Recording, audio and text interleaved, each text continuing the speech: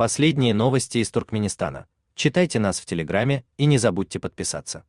Бывший заместитель председателя Верховного суда Туркменистана Гурбан-Мырат Худайбердыев, осужденный в конце августа на 13 лет строгого режима, подал апелляционную жалобу в Президиум Верховного суда.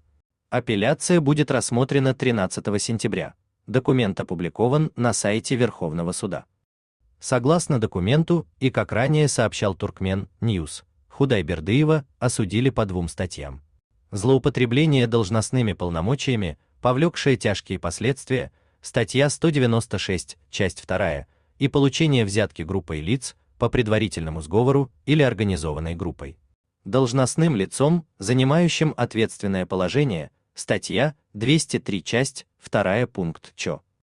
Ранее Туркмен Ньюс сообщал, что Худайбердыева судили одного, однако в документе суда указано, что с ним по делу проходили еще 4 человека. Якуб Сахетмырадов осужден на 3 года за злоупотребление полномочиями, Парахат Сапаров, Какамарат Акгаев и Мятер Мятеров.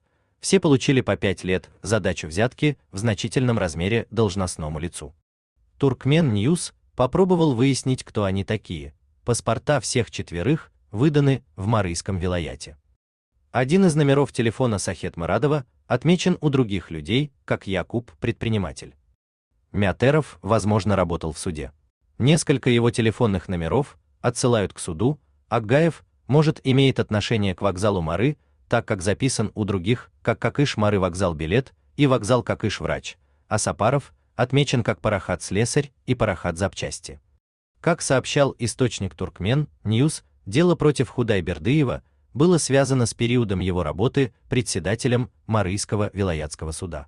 Один из эпизодов уголовного дела имел отношение к продаже Худайбердыевым своим друзьям ранее арестованной спецтехники, являвшейся государственной собственностью.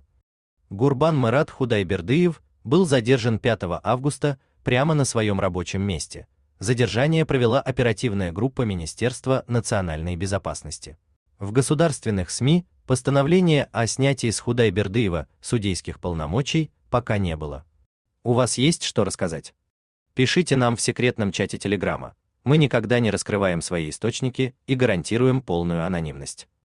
А если вам нравится наша работа, поддержите нас, становитесь нашим спонсором.